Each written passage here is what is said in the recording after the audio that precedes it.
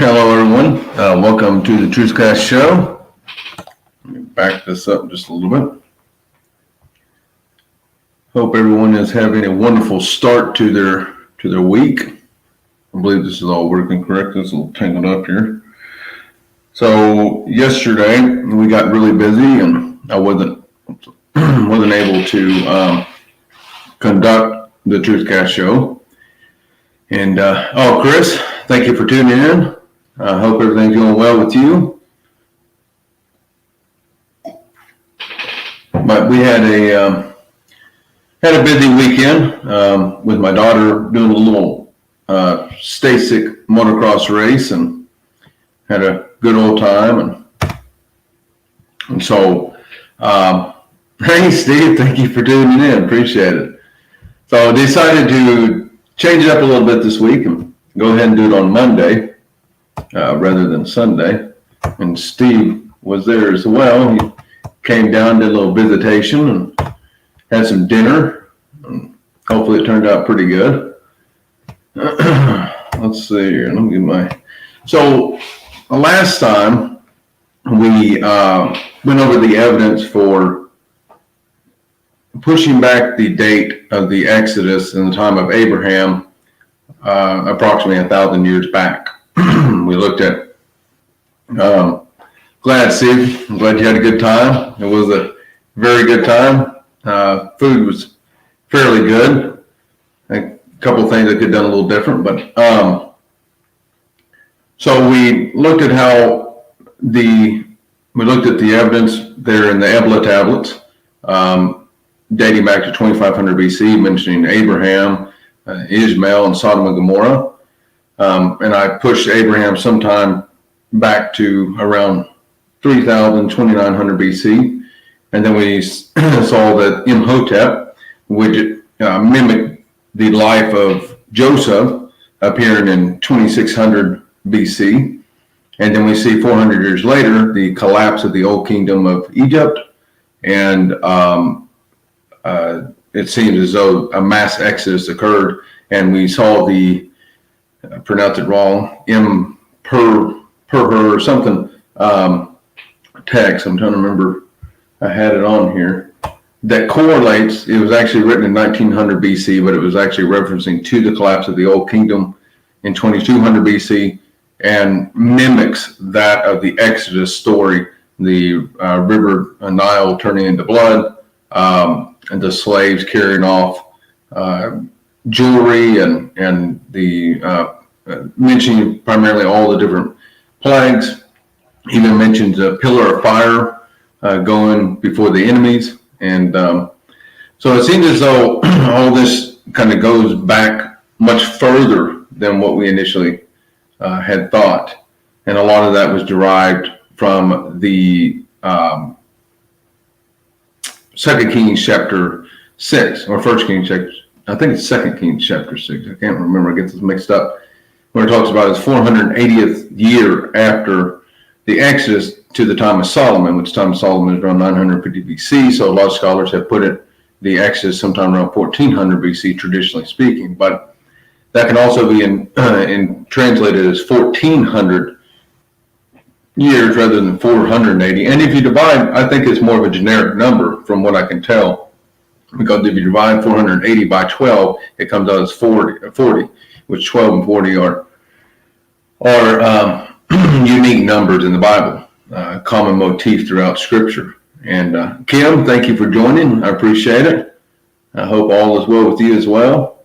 And so today, leading up to that, I wanted to look at Mount Sinai and how, traditionally speaking, Mount Sinai, they put Mount Sinai at the Sinai Peninsula at a mountain called St. Catherine.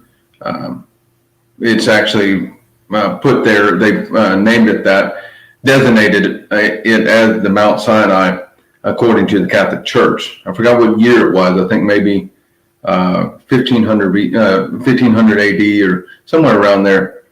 They had designated that the Mount Sinai, the true Mount Sinai. And but the problem with that is that Sinai Peninsula was under Egyptian control. That is actually part of the Egyptian territory in the ancient days. Peter, thank you for coming on. Appreciate it.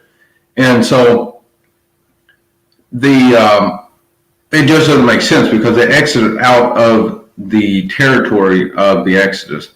I mean, the territory of Egypt during the Exodus. So it should have been outside of Egypt, down to the territory, which, as I said, Sinai Peninsula is part of the territory of Egypt during the ancient times.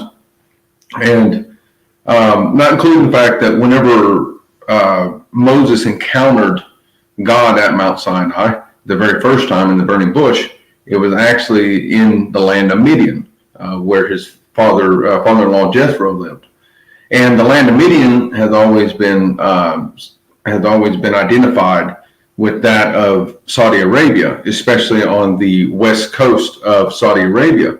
And there's a beautiful mountain range that runs through there. And so even Paul talks about, and I can't remember exactly where it's at, Paul talks about how that the Mount Sinai is actually located in Arabia. The same thing we find with the Jewish historian Josephus. He says the same thing, that it's located over in Arabia. It was not in the Sinai Peninsula. It was not under Egyptian control. It was outside of that. And so some investigators actually went and checked this out. Several investigators have.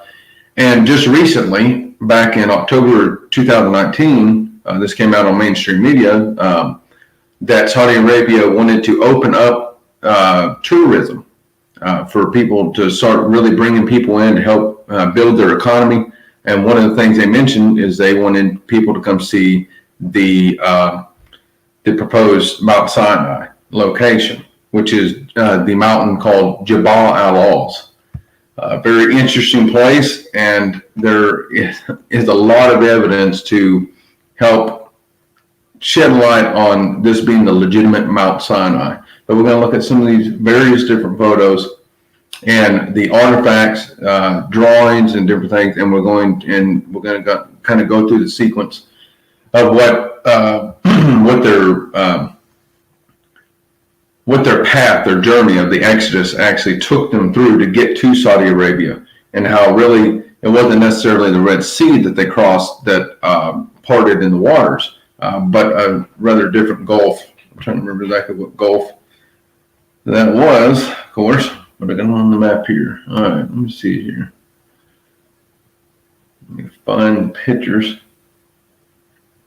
There we go. I mean, this place is very fascinating. I love it.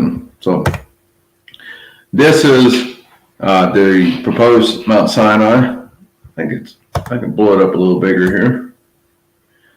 And if you see up here, it looks like it's shaded by perhaps a cloud or something. That's actually burnt. That mountaintop's actually burnt. And some geologists have suggested, it's volcanic. But there's no volcanic activity around that area, and the rocks, volcanic rocks, are different. from what they were saying, is volcanic rocks are black all the way through. Well, these rocks, when you bust them open, it looks as though the same style of rocks that surround them. So this is literally actually being burnt, just as it suggests in the Exodus story, when the pillar of fire was, and the mountain was covered in smoke and fire, and so it burnt the mountainside. Well, very fascinating. And down here is where you can actually, I'll try to blow this up a little better so you can see. So this is the actual, Gulf of Aqaba. So they come through, there's the land of Egypt, Sinai Peninsula, which was controlled by Egypt. They had all sorts of mining operations occurring through that area. And this is one of the suggested paths. Now, one of the documentaries I actually watched, they suggested that they went down through here and came at this southern tip rather than up in this area. And they've actually showed some, there's reefs underneath the water that are shallow enough, but shallow enough to where the waters could actually part in that area, but yet deep enough to where it can actually especially once the waters came back, could actually overtake the chariots of the Pharaoh. So it was very fascinating, but it was solid enough ground to where they could have carried the multitude of people out through there, and then they came. So this is Arabia, or Saudi Arabia, and this is where the actual proposed Mount Sinai, Jebel al-Lawz, located, excuse me. And so now we're going to look at some of this interesting evidence they have lying around here. And I'm also going to do my best to correlate this with the earlier dating of the Exodus as well. And I'm also going to try my best to go through what I think is the evolution of Semitic writing that ultimately evolves into Proto-Hebrew or Paleo-Hebrew, into the Hebrew, ancient Hebrew, into modern day Hebrew. It's very fascinating once you start studying where the Proto-Semitic or Sinaitic writing inscriptions and where it actually is derived from. We'll get into that. It's very fascinating. Here's an interesting thing though. So there's, at this area, the Saudi Arabia government actually has this place completely fenced off around the mountain. Even has an area where it looks like where the 12 pillars representing 12 tribes of Israel, those are fenced off. It has what looks like house the golden calf, and it has a complete fence around it. They have guards there. It's a little blurry here, but this is a sign that's actually at that location. Archaeological site, warning. It says it is unlawful to trespass. Violators are subject to penalties stipulated in the antiquities regulations. So very fascinating. They take this very serious. There's barbed wire fence you can see behind it. This is at that very location.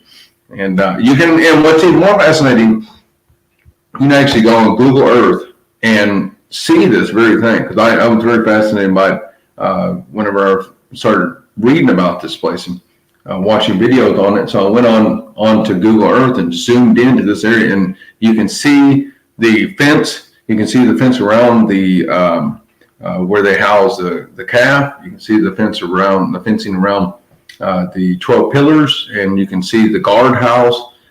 So it's really cool. It's a legitimate site, and they believe it houses several different archaeological, even if it isn't quote unquote connected to Mount Sinai, which I believe it is, and we'll see. There's still much archaeological artifacts, inscriptions, and things of that nature throughout this area.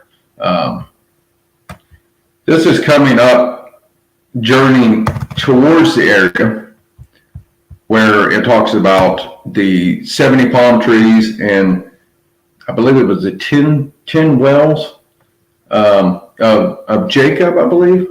I can't really recall which one that they come up into. 70 palm trees. Of course, now there's more than 70 palm trees, thousands of years later. But this area has tons of palm trees in it, And it also has the wells. Here's one of them here. They have wells throughout this place. And and this is on the journey to the Jebel al-Laws. So, very fascinating. And here is what I was talking about before with the fencing. So one of the fencing, this is where the golden calf was to be housed, where it stood up on top to be worshipped. And all over this rock formation, this altar, are pictographs of the bulls and the calves all over it, dating back thousands of years. And I'll show another picture of what they have as far as the bull is. This is another pictograph of bulls throughout that area surrounding Mount Sinai or the Jebel al-Laws. And what's fascinating is that these are not native to that area. That was something that they pointed out, that the worship, what was called in the ancient Egyptian worship, it was Apis, the Apis bull. And that's essentially what the golden calf represented, was the Apis bull of ancient Egypt. And that's when they fashioned out the gold and they worshipped it, and they were going to take it back to be accepted back into Egypt without being slaughtered, because it represented the Apis bull. Now, another fascinating thing is that one historian pointed out the fact that this couldn't be the proposed Mount Sinai because these depictions of the bull are too primitive. They date back towards the Old Kingdom rather than the New Kingdom, in correlation with the traditional dating of the Exodus. And because these depictions do not line up with the New Kingdom, which goes right along with what I've stated before, the proposed dating of 2200 BC rather than 1400 BC, pushing it back to the Old Kingdom rather than the New Kingdom at 1400 BC. So this is helping support that hypothesis on that end. I mean, there's some more bull drawings here. So you can see how ancient these carvings are, the inscriptions. And you see here, this is very fascinating as well. If you actually look, it looks like a person is giving reverence to this this bull. Here's another person right here, another over here, some more over here. It looks as though they're worshiping, depicting that of the worship of the golden calf spoken of in Exodus. So we see this same motif right here at Jebel al-Laws. Very, very fascinating. And there's so much more evidence. It's ridiculous. Don, thank you for joining in. Appreciate you. Well, so we'll go. And here's another photo of the actual mountain. Again, you can see the burnt top here. Those rocks are actually burnt. They've shown that they're not volcanic rocks. They're just burnt on the outside. Inside, they match the same rock surrounding rocks. And so, some very fascinating stuff. I love it. I absolutely love it. So let's see here. Trying to keep somewhat of an orderly deal going here, not trying to veer off too much. Okay, not trying to be too scattered, that is. Let's see. Okay, here, this is another fascinating thing. So the rock that gave water is located in the same area. And this is it right here. It's located not too far at all from the mountain. You see the giant split right here. There is water erosion all coming out of the rock, flowing down the rock, as though it's literally split. And they've said that what it was is, you can see here the artistic depiction, that it was actually a geyser underneath the rock that burst forth and actually split the rock. But going right along with that, correlating with the story of the rock that was giving water. where Moses hit it with his staff and it broke forth and gushed. And they have seen evidence for mass flooding in that area. And this is an area that does not flood. This is not an area that it hardly gets any rain. It's very arid, dry, a very arid region.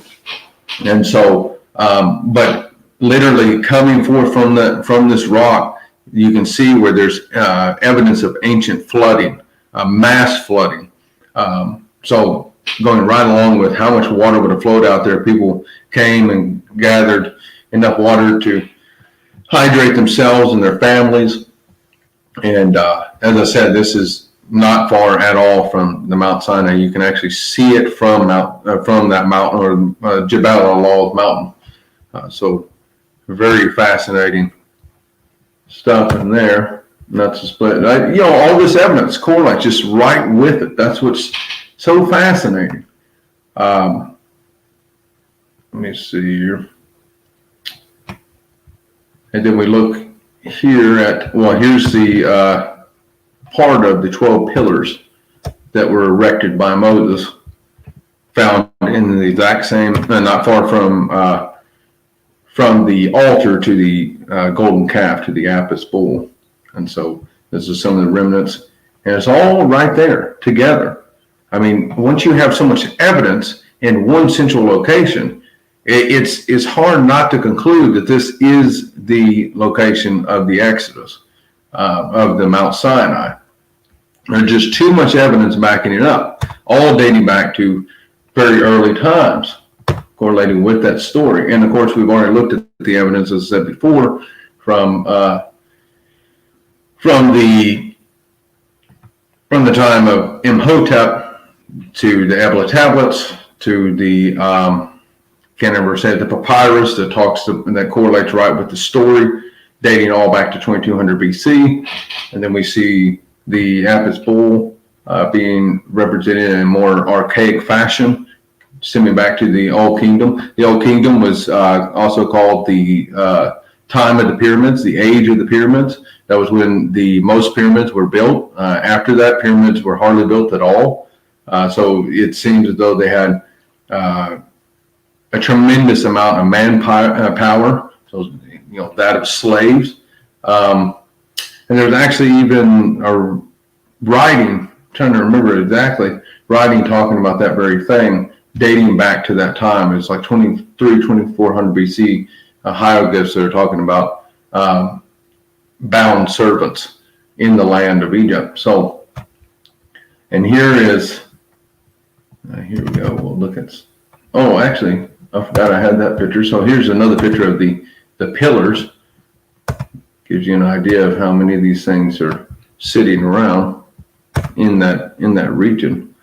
So here are the pillars region, and this is built right at the base of the mountain, and they found all sorts of animal bone fragments lying around. So this would have been the chute. They proposed that it was a chute that they'd bring the animals through for the sacrifice, and not far from there's an altar. So they took each animal, sacrificed it. Here's another picture of the that area. There's a little chute. I mean, this is all built. This is right at the base of that mountain. And of course, Elijah went to the Mount Sinai, and so this is a cave, and they believe it's a cave of Elijah. That was one of the things they talked about. They found all this different evidence, and they were like, well, if this is going to be really the Mount Sinai, then there needs to be a cave where Elijah came to. Sure enough, there was a cave. And inside, if I'm not mistaken, they found Hebrew inscriptions within it. So here's that cave right up top of there. And here's a closer picture of it that they have. So, and that's on the Mount Sinai, Jebel al-Lawz. Oh, here's another picture of the rock right here. It gives you an idea. And there's the Mount Sinai behind it. So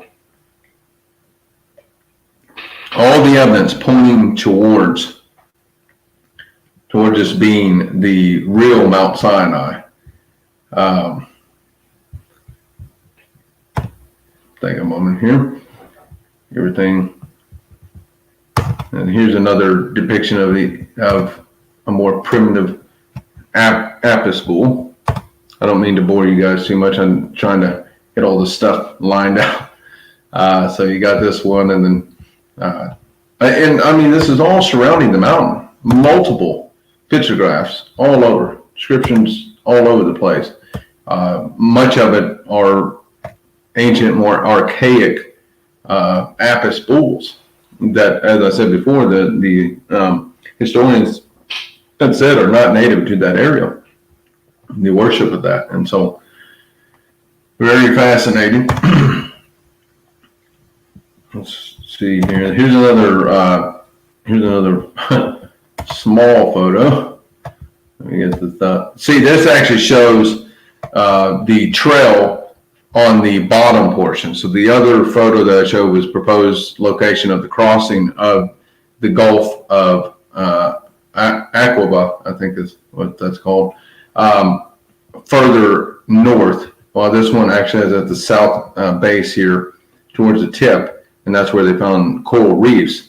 I haven't done much research on the notion of if they've discovered anything down there like old, chariot wheels or something of that sort, but it'd be interesting. I haven't taken time to do that, unfortunately. Need to. And let me see, I'm trying to go through some of the evidence for this, and I'm going to try to link it a little bit more towards the older dating system that I have proposed. And it's a very interesting, so these right here, this is very fascinating right here. And these things are literally all over this area. You can see these right here, these look like feet. And these little foot inscriptions are all over the place. And what they have proposed is that it's referencing to where God said, where we place the sole of your foot, it shall be yours. And there are these, inscriptions of feet all over the place, all surrounding the Mount Sinai, Jebel al-Awls. And so they were doing, and literally placing and inscribing their feet. So, wherever the sole of their feet were touching, it was theirs. And so I thought that was very fascinating. And of course, if I'm not mistaken, here's some inscriptions.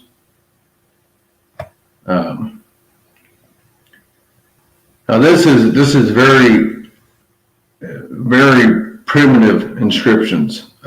See now, and this is where I was going to get to here with the idea of the dating system, because so Hebrew, as we know it, the earliest form, Paleo-Hebrew, didn't emerge until about the 11th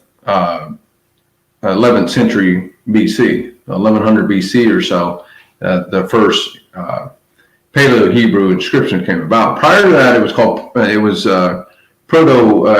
Canaanite. Of course, they always, and this was interesting, as I learned that, so the Canaanite inscriptions, even the reference of Canaanites to a certain extent, going that far back, it wasn't necessarily an ethnic group.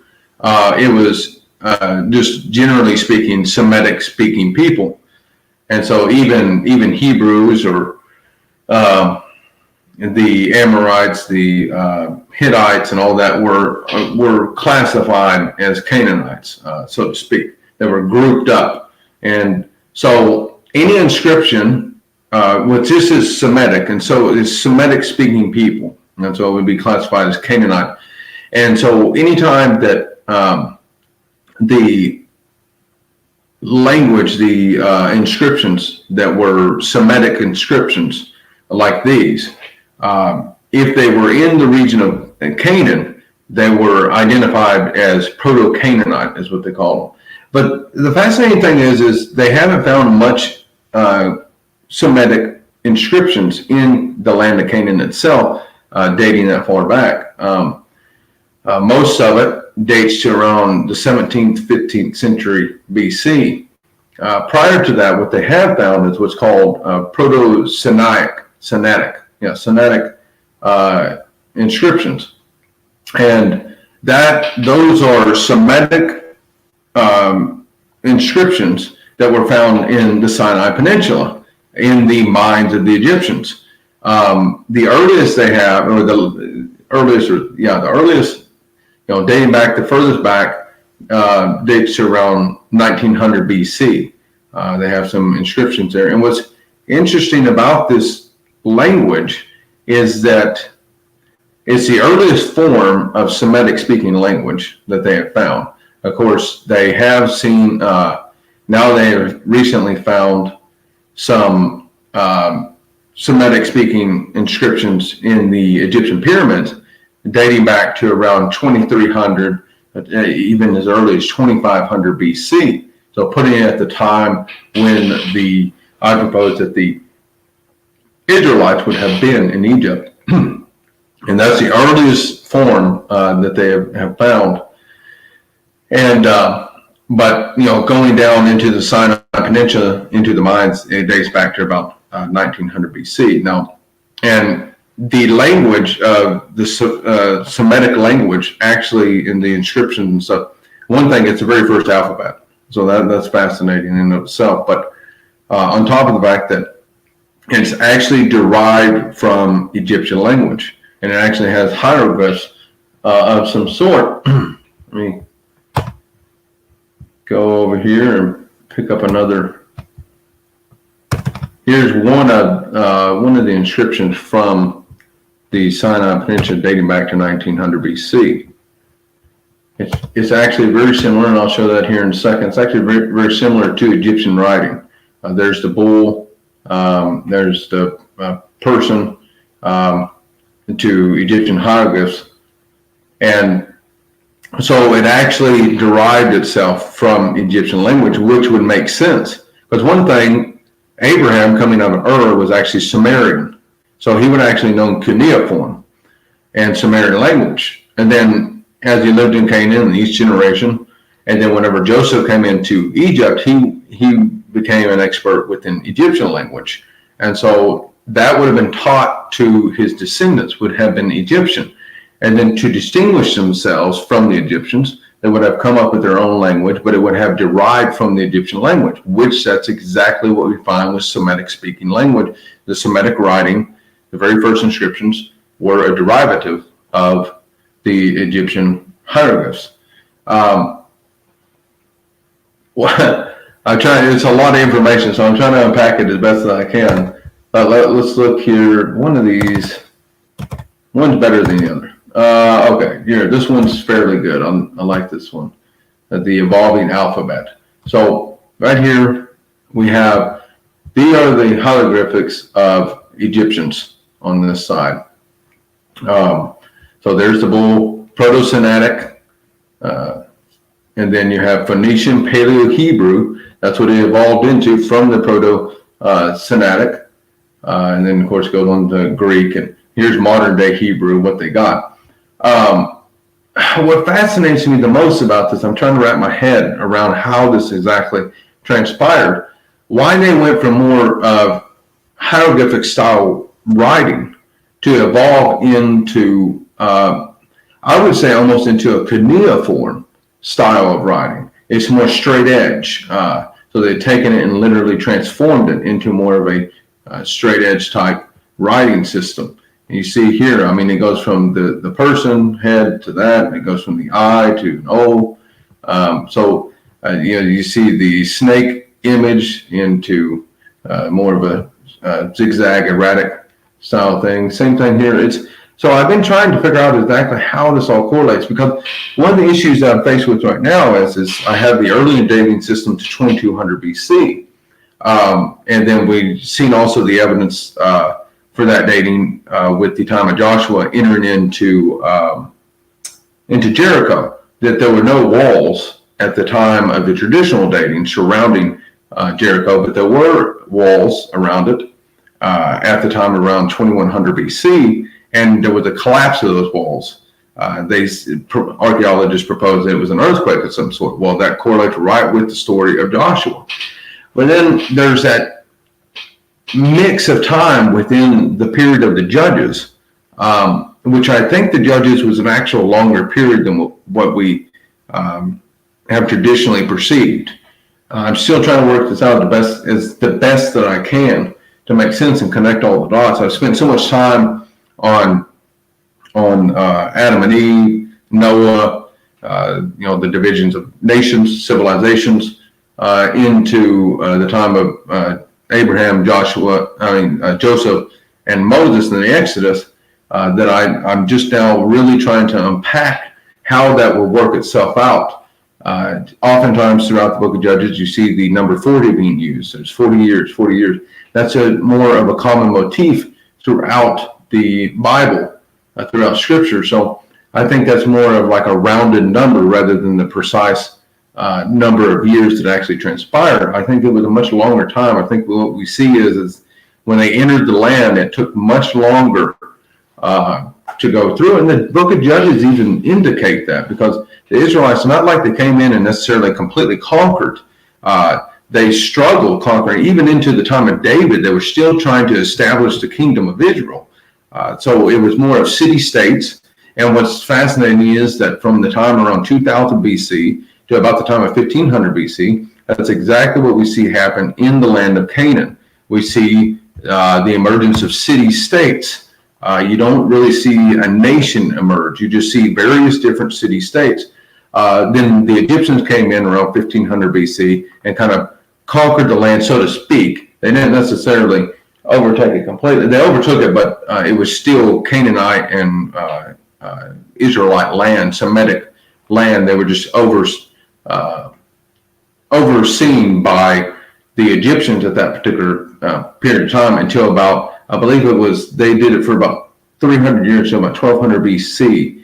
And then it starts transitioning out to where they actually get out from under the Egyptian rule. And then it's shortly after that we see we actually see David come about. We see Solomon, and we see the Paleo-Hebrew language come in, and we see the full emergence of a solidified Israeli state, and that of Judah, until the exile into Babylon around 500 BC. So I've been trying to do a lot of research to figure this out and work it out as best I can. And so this is kind of somewhat of what I have come up with. I'm going to go more into the book of Judges and the evidence and how it works itself out to the time of David and Solomon next week. And then what we'll do is we'll get into the evidence of Israel prior to the exile of Babylon, that of King Hezekiah, all the evidence that has promoted that into the time of Christ. I'm wanting to really go into the historical evidence for all this, leading all the way through the time of Christ, and then we'll start working on some other things. That way it gives us a good, strong foundation to work with on the show to go on and work into more complex issues, like the emergence of the worship of Yahweh, even the nature of God, and then theological issues, things of that nature. But all right, let me get myself. I know I'm spilling a lot of things out here, but bear with me. Here's another photo, rather small, but another photo of the very first Proto-Sinaitic writing system. So you see how it mimics quite a bit of Egyptian hieroglyphs. And that's all within the Sinai Peninsula. Now, for me, of course, at that point, it's like, well, that was 1900 BC. They should have already exited out of there. But I do firmly believe that there were people that stayed back behind in the land of Egypt. I believe that when they're in the wilderness, there were people that left the camp and decided to go back because they were sick of being out in the wilderness, decided to journey back into tyranny rather than have the freedom. and psychologically speaking, that's actually very plausible, because generally people do that. If they go out into a wilderness-like situation, and what I mean by that is, like, when people try to start a new venture, sometimes they feel like they're failing and stuff, and they'll go back to whatever tyrannical situation they're in. I'm not saying horrible tyrannical, but some people will quit their jobs, go do something, try to make something happen. It doesn't really work out for them. They decide to go back to that place of comfort, that place of familiarity. And so you could see how people would probably get fed up and say, the heck with this. I'm going to go back and serve. And so now I'm going to look at what I feel, and as I said, I'm working through it, and so I will actually do a better job. We'll go into it a little better next week.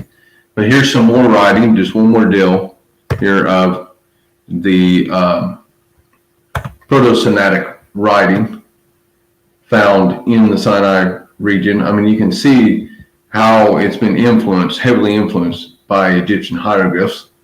That's the very first form of Semitic-speaking languages before evolving.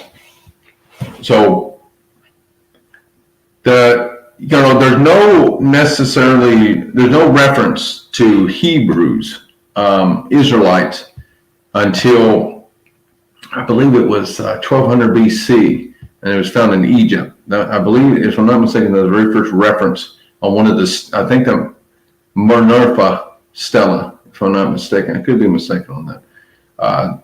And it's because, I'm trying to work that out, but if you actually look at the text, it talks about how when they came out of Egypt, it was a mixed multitude.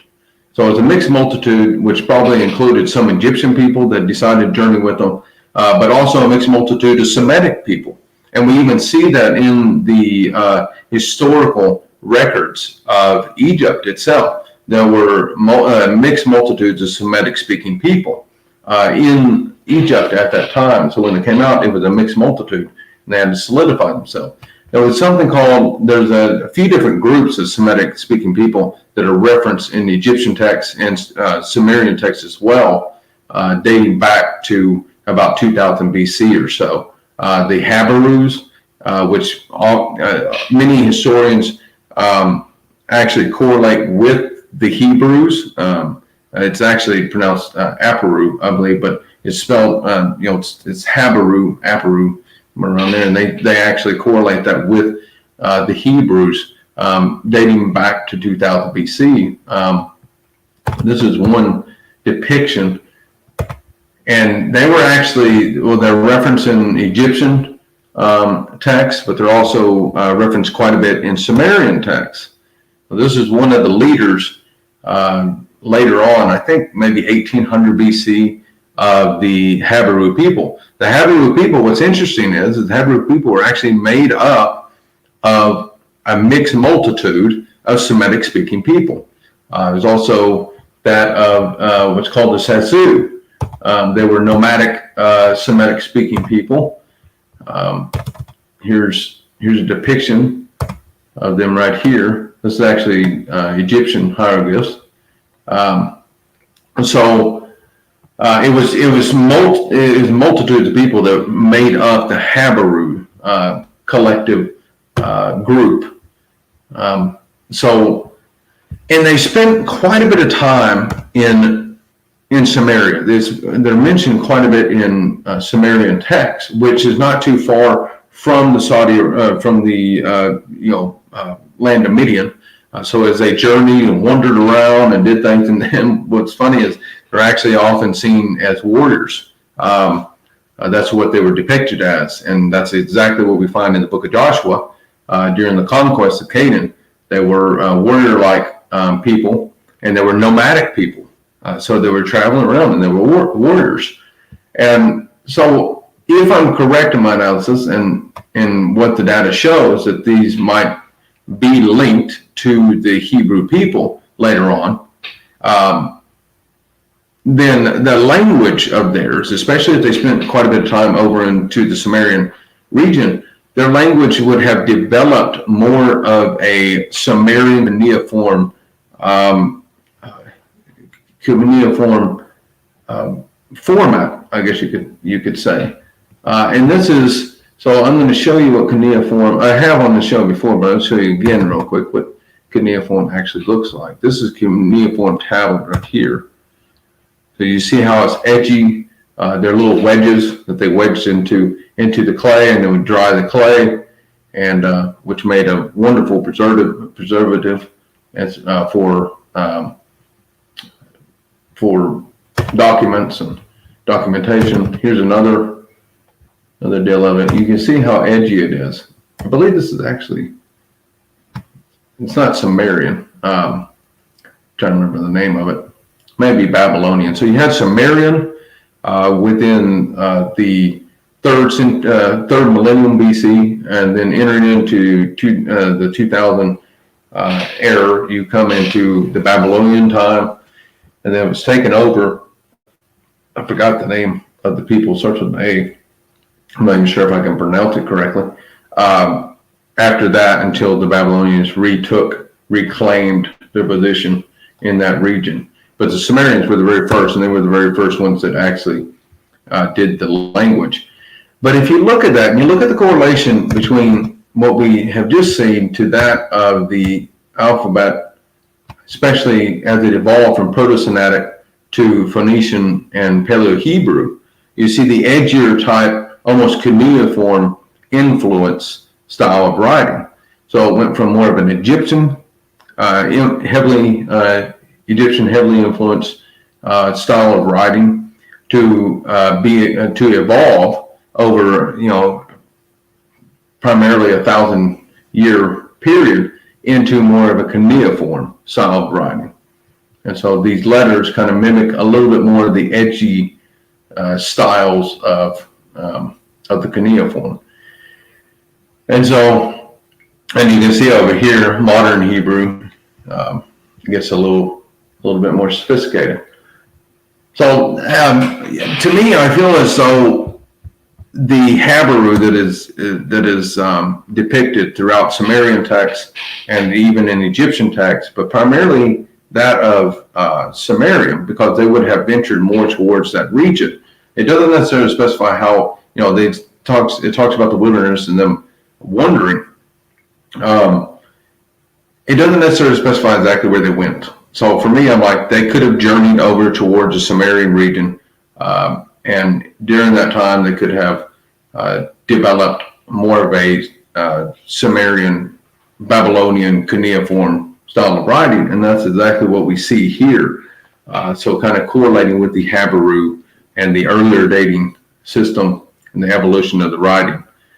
So some interesting hypothesis, I guess you could say. I'm trying my best to work it all out, because I do believe that as much as we focus on the story of Christ, which is pinnacle for sure, I believe that the story of Moses and the Exodus is also very crucial, very important for the Christian faith, as well as the story of Adam and Eve, because Adam and Eve is the introduction of the story of pain and suffering and evil in the world, malevolence, and the necessity for a redeemer to come in, and the necessity of sacrifice. And then with the story of Moses and the Exodus, if that didn't occur, I believe that hurts even the story of not just Judaism, but for us as Christians as well. It's a very important story, as God guided the children of Israel out of the land of Egypt, out of tyranny, into freedom, and the impact that made on the commandments that were given, very pinnacle for the faith, both in Judaism and Christianity as well. And so I'm trying to see here what other photos I have to show that could. Now here's one deal. I've seen this before. This is actually where one of the crossing areas had occurred. Now Ron Wyatt, I'm not really sure how legitimate this guy is, but and it says found King Solomon's the pillars of King Solomon on both sides of where the Red Sea crossing were supposed to be depicted.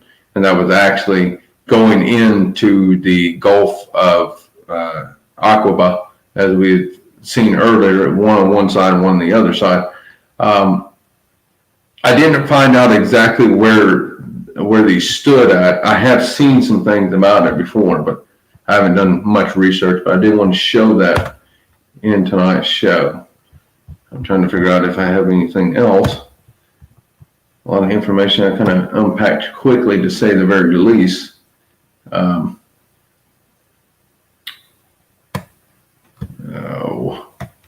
don't mean to get you guys off guard here. I know I have some other photos in here of the deal. Here's another depiction of the Sazu people that were a part of the Habaru group in Egypt. A depiction of them, so it gives you a better idea. So some of them probably, and you can see they're bound right here. Some of them probably went over into back over into Egypt, and as they wandered around in the wilderness for 40 years and decided to say the heck with this, and we're not going to die in the wilderness. We're going to go ahead and escape and go back to tyranny, and unfortunately, most often that leads into more bondage and suffering. So, but yeah, some interesting things. I hope you guys enjoyed. Actually, this right here is a tablet with Paleo Hebrew on it right here. So it gives you an even better idea what we're dealing with. You can see the edgy, it's a little blurry, but you can see the edginess of the writing itself, how it transformed from more of a hieroglyphic format to a more edgy cuneiform-like pattern.